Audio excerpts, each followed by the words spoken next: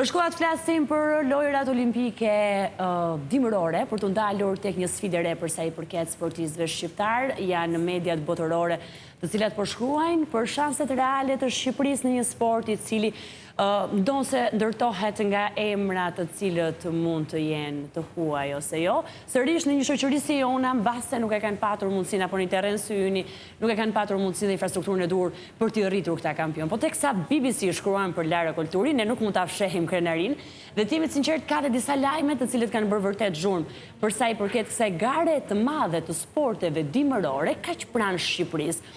Dua të ndalem tek lajmi i cili dhe buja që pati në rrjetet sociale për nisjen, çeljen e ceremonisë, e cila u ndërtuar nga shumë emra të njohur të muzikës edhe performancës, po nga ana tjetër ajo që mori shumë vëmendje ishte edhe ndezja e flakës së ceremonisë së këtyre lojrave olimpike, nga disa u quajt edhe si një rit satanik. Por gjithsesi diskutimin ndërtojmë me profesionistët e fushës, me ata që po japin një kontribut të pareshtur në këtë drejtim, është Elvis Toçi, i cili është presidenti i Federatës Shqiptare të Skive. Elvis, përshëndesim. Të përshëndesim, Elvis. E dim që aty je në kushte jo fort të mira, por gëzimi është shumë i madh për Shqipërinë sigurisht.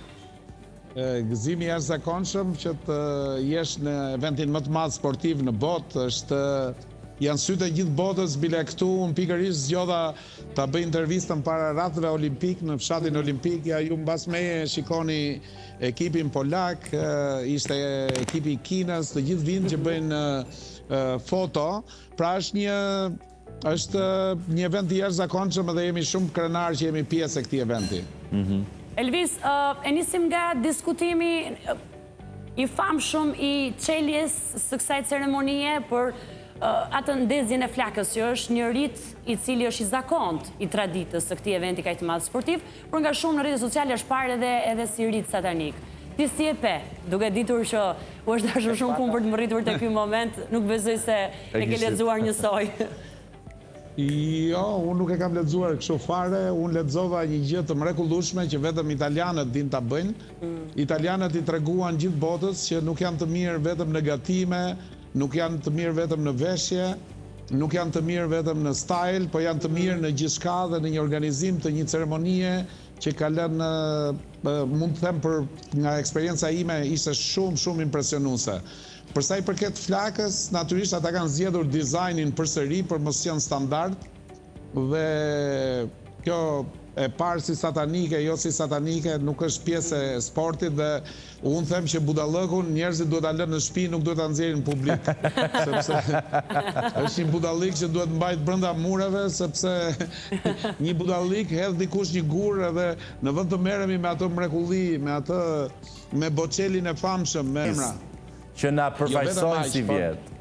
Duhet të ndihemi shumë krenar, sepse i kemi bërë Shqipërisë një përfaqësim shumë dinjitoz, kemi marrë përgëzimet më të bukura, sepse dhe uniformat tona të paraqitshme të garave, të parakalimit, duke qenë që jemi dhe të parët, unë kam marrë mbi 2000 mesazhe nga shqiptarët dhe jo vetëm, nga të gjithë kolegët, një impresion shumë i bukur me ato vajzat të bukura, ato 3 sportistat mrekullueshme që ne kemi, e zbukuruan kortinën dhe duhet jap një emocion timin personal se sa bukur ishte.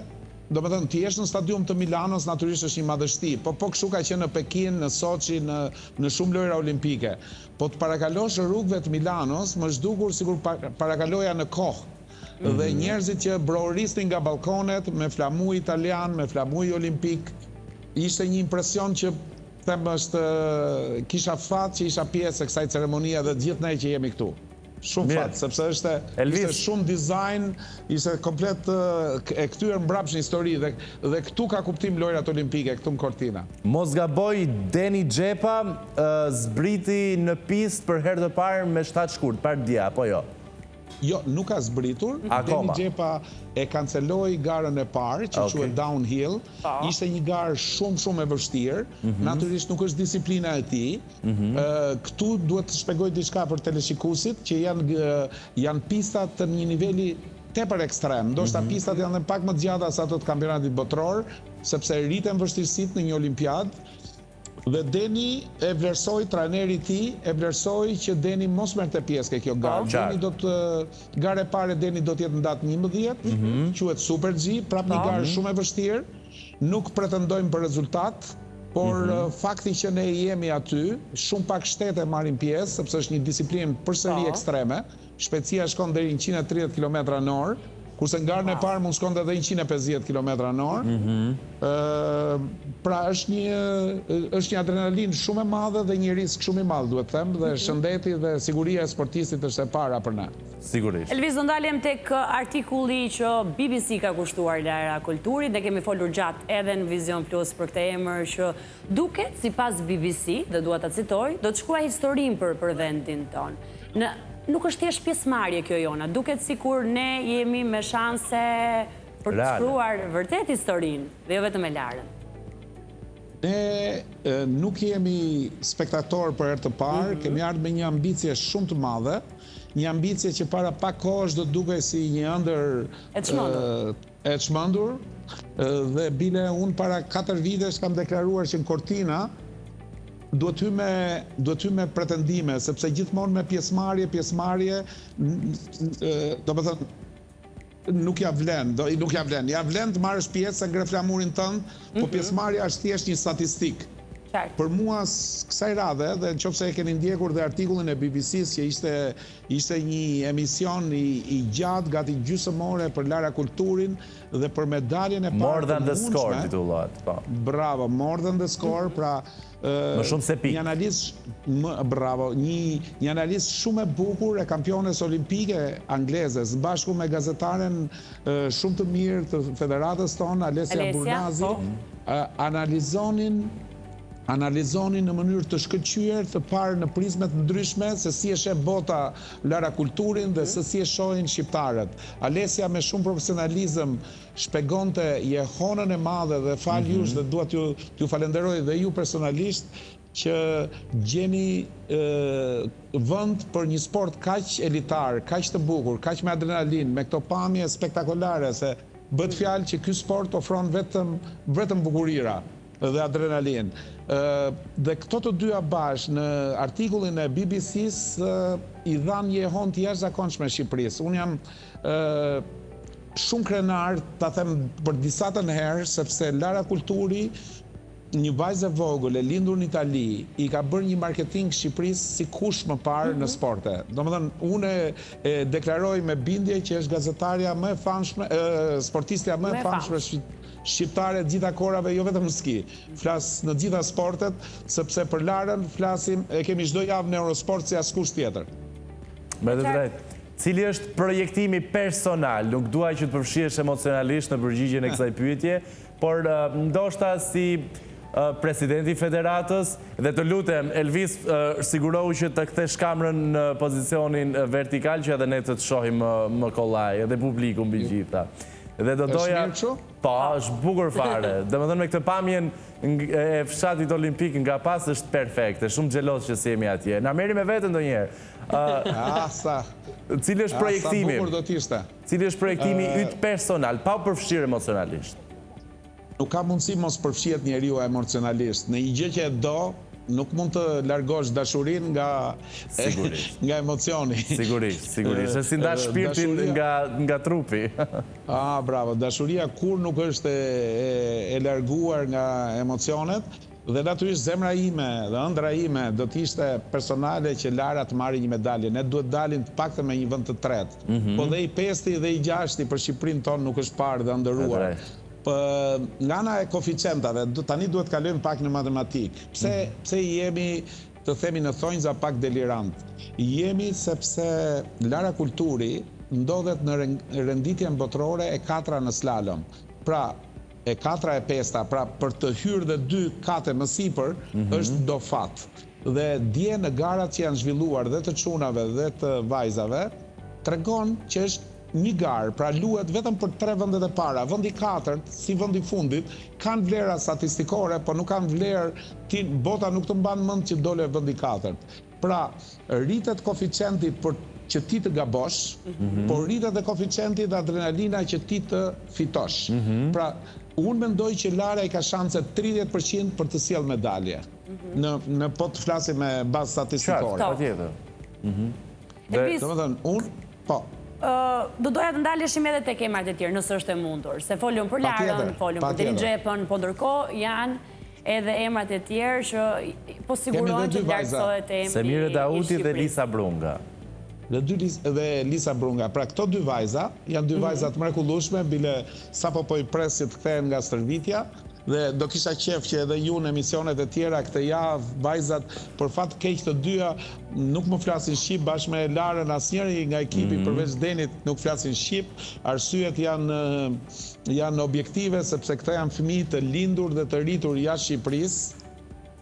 Ky sport nuk zhvillohet për fatin ton të keq në Shqipëri brenda ende, se s'kemi këmban që i thonë, s'kemi pista skish akoma. Por do kisha qef që këto vajza të intervistoheshin dhe të shprehen se janë vajzat mrekullueshme. Dhe për ne do ishte krenari. Semireja është një vajzë 18 vjeç, pra shumë e vogël, ne mund të jemi ekipi me moshën më të vogël. Vajzat tona, Lara është 19 vjeç, 18, 19 dhe Semireja dhe 17 Lisa. Pra imagjinoni një ekip shumë modest në moshë, po me ambicie të jashtëzakonshme.